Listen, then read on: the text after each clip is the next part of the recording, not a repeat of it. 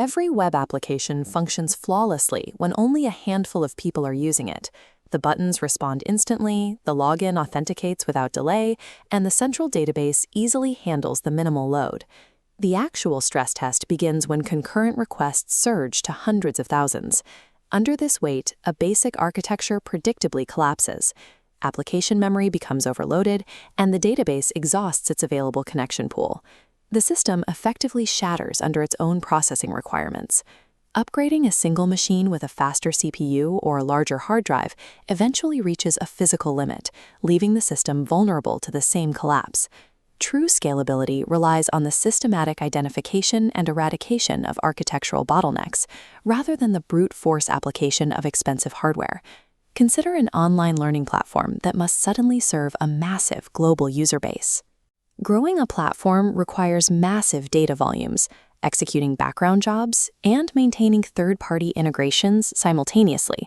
We will trace the structural evolution of this platform, moving step by step from a fragile single-node setup to a highly resilient distributed system. This structural transformation requires decoupling individual components.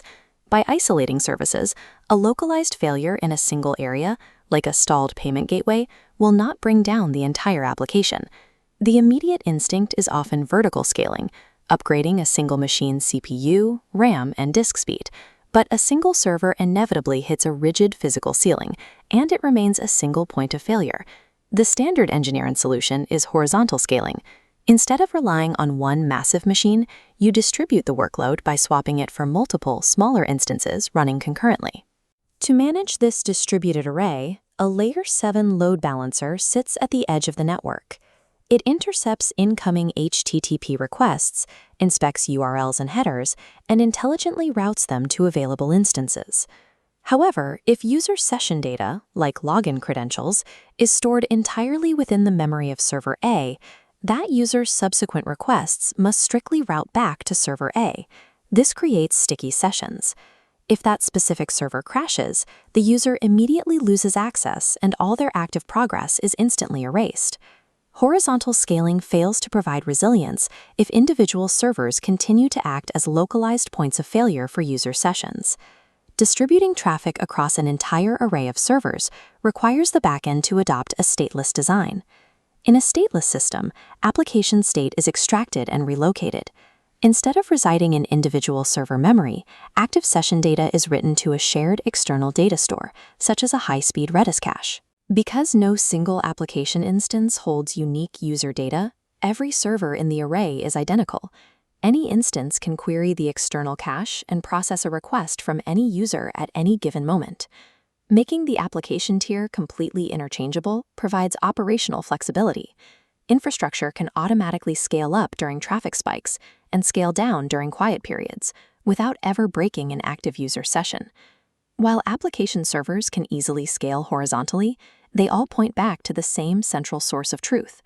As 10 stateless servers simultaneously execute complex queries, the single relational database turns into a bottleneck. The majority of this strain typically comes from redundant read operations.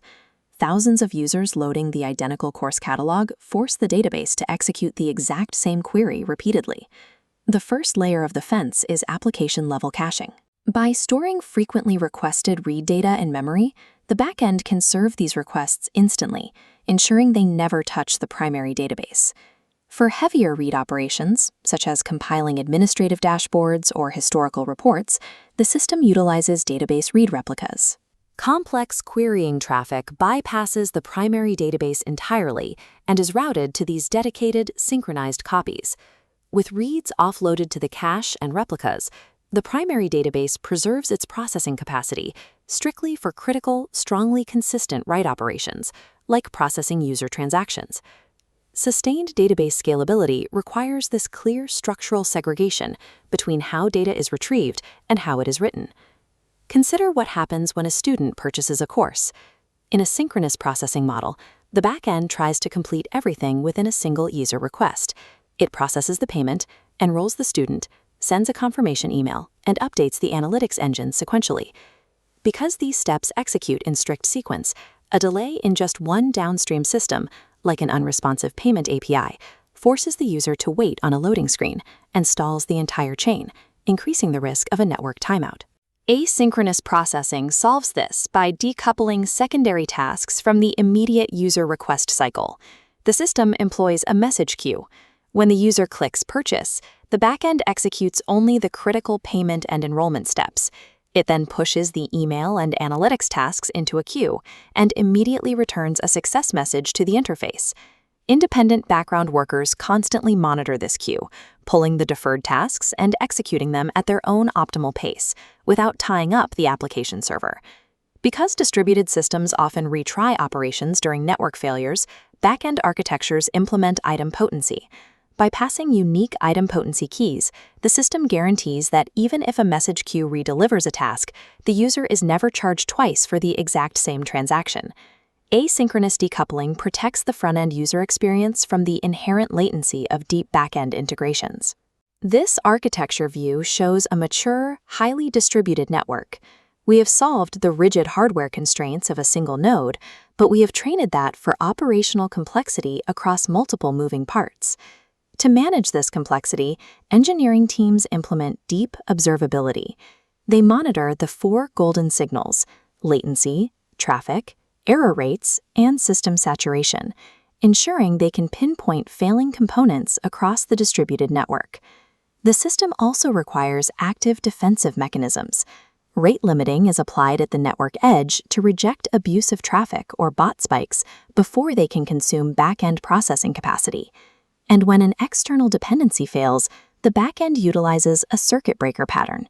Rather than continuously sending traffic to an unresponsive API and exhausting system resources, the circuit breaker temporarily severs the connection, isolating the failure and preventing a cascading collapse. A high-scale system does not simply accept infinite demand blindly. It actively applies back pressure and protects its own resources to ensure survival. Adopting these patterns on day one is a common engineering mistake.